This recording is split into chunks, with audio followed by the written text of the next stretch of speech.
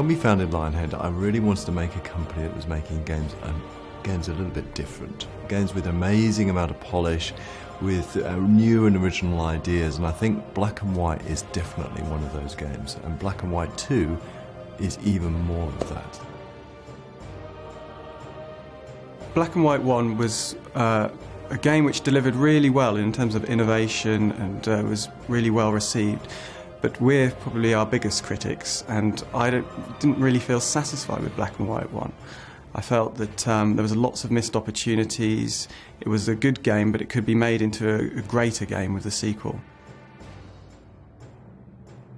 Peter is very much, obviously one of the most amazing God game creators ever, and I've worked on a lot of RTS games, and so really what it is here is two designers coming together to fuse these two different types of game styles. For the first time, we've taken what a God game is, and a God game is all about influencing things and building things and creating things, and fused it with an RTS game.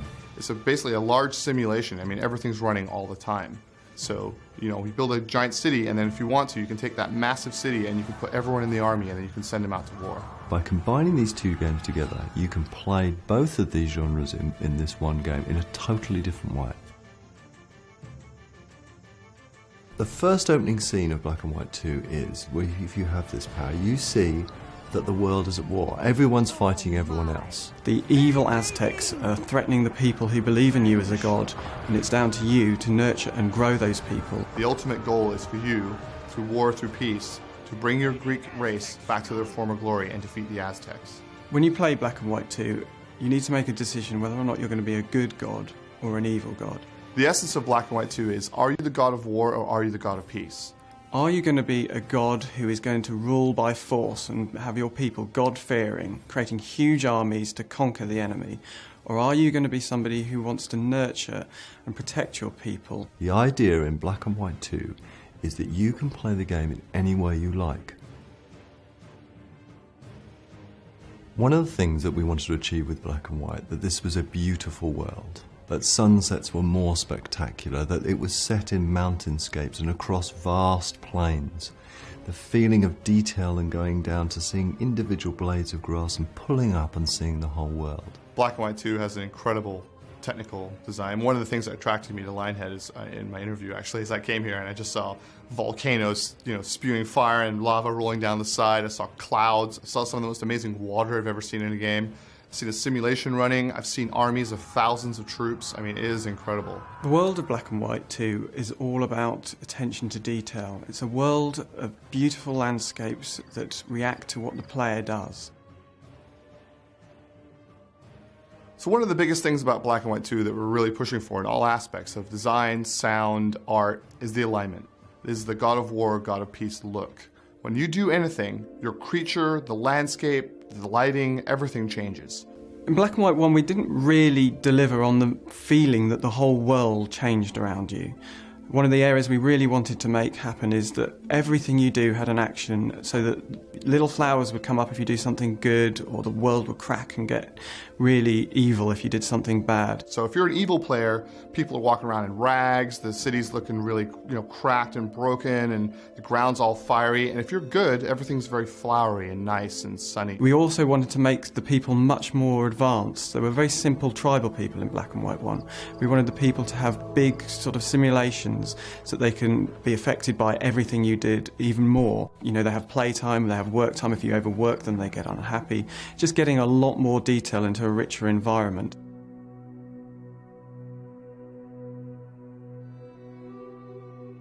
Something we really tried hard to do is to make the city building and the army building very easy to do. Now, I've played many, many games, many city building games, and it's always aggravated me of picking up things from menus and putting them down. The thing that's happening in a lot of games these days is the interface is becoming very, I call it space shuttle-like. There's just tons and tons of controls, and this is especially true in the RTS genre. I think something we've done is we pulled away all the interface and tried to make the game be in the game. And the principle we had was this: if you see it, if you can touch it, you can build it. To create cities in Black and White 2 is really simple. You have use of your godly hand, and literally all you have to do is just grab buildings and place them down like bricks onto the terrain. So for example, you can just pull out roads really easily, You can build armies by simply pulling a flag off and then dragging on the ground, and you can see visually how big your army is going to be before you create it. It's got a menu, of course, that backs this up, so that if you want to get into the detail and the statistics of particular buildings, then you can. I can say to someone, look, sit down, the left-hand mouse button will move you around the world, the right-hand mouse button allows you to pick things up and drop things. Go play. The type of city you build really reflects what the sort of person you are.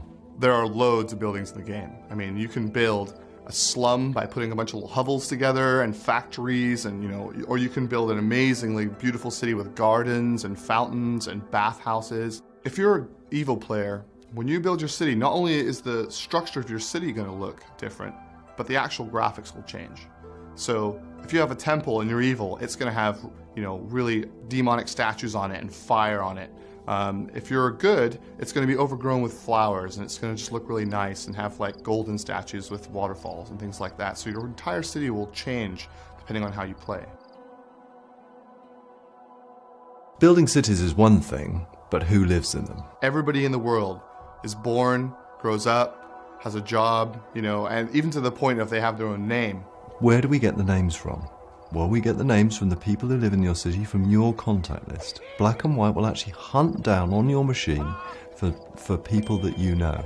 When you're playing the game, you have like your friends and family and stuff. And to take it one step further, there's actually a thing in the game where it's called a naming fountain, and you can actually take people and drop them at it and type your own names in. So if you wanted to, you can name everyone in your office, or even your boss maybe. Put him in there, throw him in the army, send him off to war. And one of the things I love doing is picking up my family and putting them in a little house on the hill, give them everything that they want. And that's the thing about this game, is the detail which you can go into is truly amazing, but the way you get to that detail is really, really simple. It's up to you how much detail you go into Black and White 2, whether or not you want to watch one little guy and watch his life cycle going around and what he does during the day, or whether or not you want to zoom out and just watch them like little ants going in a big city. How the people behave in those cities, what they do when they're there, how happy they are, is dependent on what you're like as a god. If you are an evil god, I've got to warn you, your people will not be happy.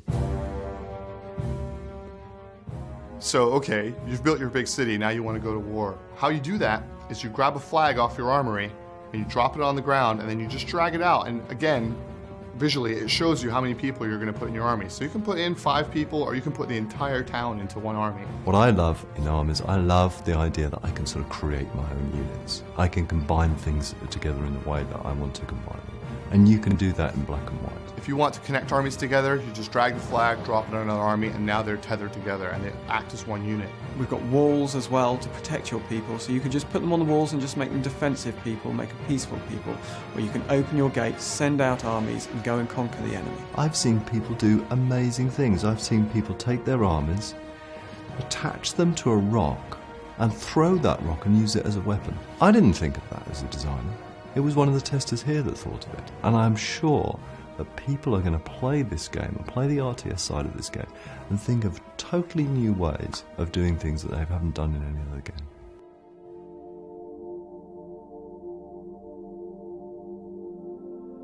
At the very beginning of the game, you wake up as a god, and you have 2 buddies with you, and these are essentially your angel and your devil, and these are called advisors. And we have the good advisor and the evil advisor. And they sort of try to tempt you to do one thing or the other and introduce you to new concepts in the game. Careful now, leader. We don't want that rock to fall on the man, do we? No.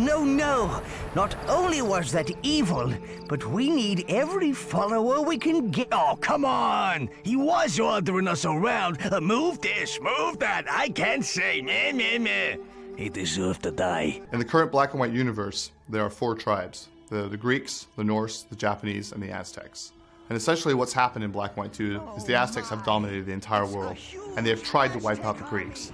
So your mission in this game is to take the Greek civilization and try to bring them back to their former glory. How you do that, the way you do that, is completely up to you. Whether the Greeks turn to be more savage than the Aztecs or wonderfully peaceful is totally up to you. And then as the story unfolds, it reflects the way that you have played the game. So, if you have decided that your Greek people are going to be brutal and savage, then the story will change to reflect that. If you've decided that they're going to be peaceful for a while and then change your mind and be brutal and savage, the story will change to reflect that. We allow you to play this game in any way you want. You can try and take the Greeks back to being the total dominant force on this in this world, and they can be more savage than the Aztecs, or you can try and make them to be peaceful and reject the horror of war. So if you're a good player or an evil player, it's going to change how the story plays and how the game plays. For example, if I'm very evil over 2 or 3 lands, when I arrive on the next land, the general across from me is actually going to change his tactics. He's going to already know that I'm going to want to try to conquer him by war. If I'm peaceful and I show up on that same land, he's going to be a little less apprehensive about what I'm going to do. Within the story, you've got to take your Greek people back to being the dominant race. Now, you would think war is the only way of doing that, but no, we have introduced this game mechanic called impressiveness. If you can build up an impressive enough city, people will start migrating to you. They'll actually stand outside your city walls asking for asylum. When you've got enough of those people, you can win a land. So that's the way that you can actually win without creating massive armies. Ultimately, the final goal of the game is to stop the Aztecs from destroying the world and destroying your people. It really is up to you how you want to do it. Do you want to be mean or do you want to be nice? Now, this ability for the story to reflect the way you play is fascinating, because what we found is that people will change their mind. They'll start off peaceful, but then think, well, I've had a bad day at the office, it's time for some war, and the story will change to reflect that. And of course, at the end, we couldn't resist a big twist in the tail right at the end of the game, but you'll have to get there to see what that is.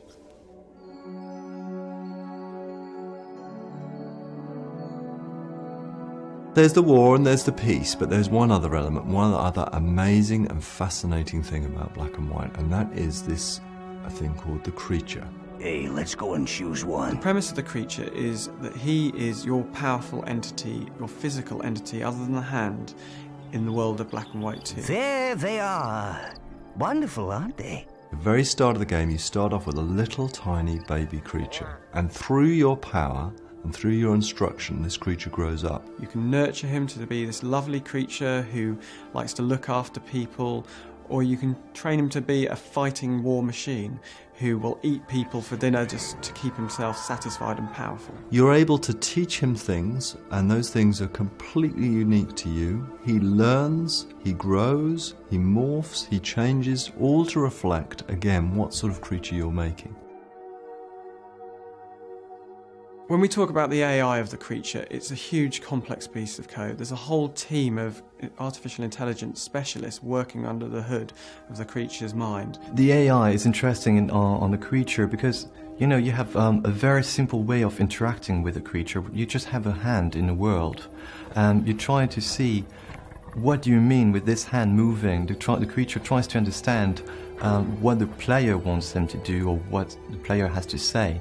And the other way as well, how this creature is going to tell the player, this is what I feel, this is my emotions now, this is what I want to do. Your creature really does learn from the way that you play the game. He learns from the lessons that you teach him, and so his mind will be completely unique to you as a player.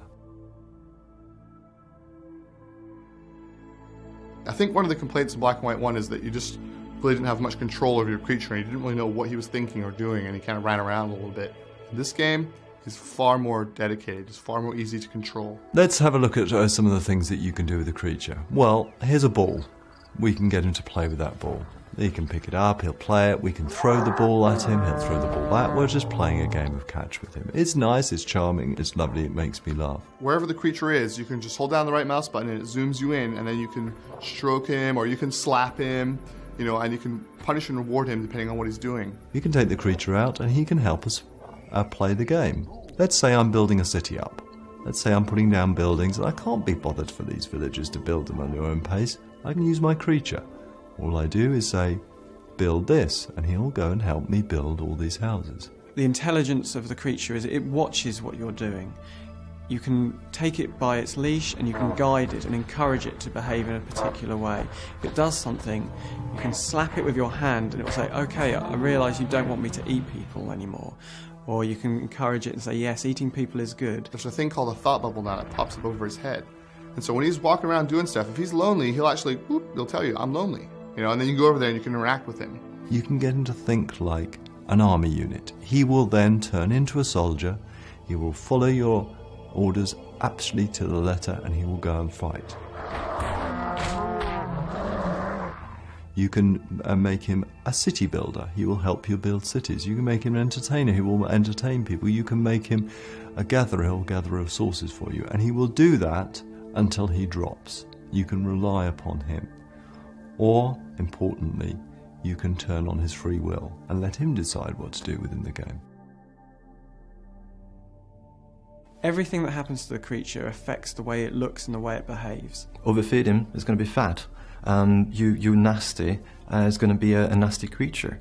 But it could also be a very, very nice puppy. As the creature's mind develops, and as he gets older, so he will morph visually to reflect what sort of creature he is. If it's evil, it will get cracks, and you'll probably have got war scars and blood pouring down its arm, and suffering and losing fur. If it's good, it will get all fluffy, shiny and smiley. It'll dance a lot. Visually, he has got hair that can burn or get wet. He can morph.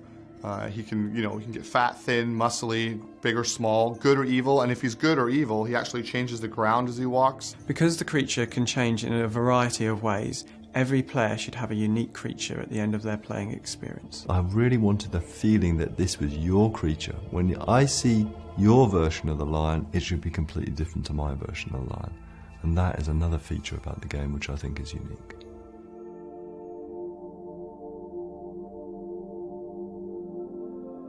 No God game would be a God game without miracles, and we give you miracles by the ton. And miracles are essentially spells. There are things that you can use to help your city or to go to war with. Everyday miracles are things like fireball, heal spells, shield spells, lightning spells. They are things that you can use in a way that you've never used them in any game before. Every spell has two ways to cast it. You can throw it or you can pour it. An example of this is if you have fireball, right? You have fire in your hand, and if you throw it, it actually throws a fireball across the landscape and it explodes. If you're pouring it, it's like pouring out a line of fire. And this works with all the spells. I've seen people use the fireball spell to heat things up, and then use those heated things up as weapons themselves. I've seen people use the water miracle just to sprinkle on people, and then all the little people will love it. I've seen people use the water miracle to grow forests of trees. Part of the idea of the design of these miracles was to give you the power to use these miracles in any way that you like. We wanted something truly epic in Black and White 2, and that's why we've given you these things called epic miracles. Miracles are great, but what is really great is epic miracles. Epic miracles are like totally devastating, totally land-changing, godlike things, and we really wanted to push the power in this game. There are 4 of them, and they are world-changing events. For example, you can cast a volcano in the middle of someone's town. And this means the landscape changes, this giant volcano builds up out of the ground, and then fire spews out of it, and then lava pours down and burns everything in its path. When you cast the Volcano Epic Miracle, we actually deform the terrain, we actually lift it up and change all the area around it. And we fire these boulders out of the top, and they just come flying all over the place. But we also create lava at that point, and the lava runs down the side of the volcano, and that actually modifies the heat map. So anything that touches the lava catches on fire. So the earthquake is another incredible miracle. This is the thing, you cast it on the ground, and our ground, it actually detects whether the ground is hard or soft, and so it won't go up mountains, it'll actually go around and down through valleys. Anyway, you cast it in a town, and it will pull all the buildings and all the people in the town and rip the ground apart. And when it's done, it'll heal back up again. You can put an earthquake through your town, and then hundreds of objects will just start bouncing around the game. And we've got this level of detail system where some objects can be in the full physics simulation, and others are in this almost pseudo physics simulation we have. And we just balance that out so we can get as many objects in there as we like. And then we've got hurricanes, the idea that you can send a hurricane in that will draw everything up that's movable into the hurricane and then just crush it down. So during the Hurricane Epic Miracle, you've got this big hurricane going through your town, and when it hits a building, it just starts pulling chunks off it, and they start flying up into this hurricane and swirling up into the air. But it picks up everything in the area too. It picks up all your villages, or if you've got animals like a cow, it'll just pull that straight up, and that starts spinning off as well, straight up. And then when the hurricane finally stops, all that stuff just falls straight back down onto the ground. And lastly, the Siren Spell, which is a peaceful, beautiful spell that will persuade people to come with you. If you put all these miracles together, you end up with an incredible amount of godly power. Everything in the world of Black and White 2 is under physics. Oh, so what? I don't care about that. But let's look at this rock. I can split this rock in two. I can take that half. I can use that rock as a weapon to smash down a wall. I can smash down that section of the wall, pick up that section of the wall, use that as a weapon. We've got a fully fledged physics system in there. We can take any object in the world, pick it up, throw it around. We can bounce objects off other objects. All the buildings in the world as well. We've got this stuff in there where we can break chunks off them and then throw those chunks around as well. Now you get it. Now you see, because everything's under physics, everything is an object, everything has a use. Physics in a game, a God game, with RTS elements is just something I've always wanted to work on, and it's amazing to actually see it in place.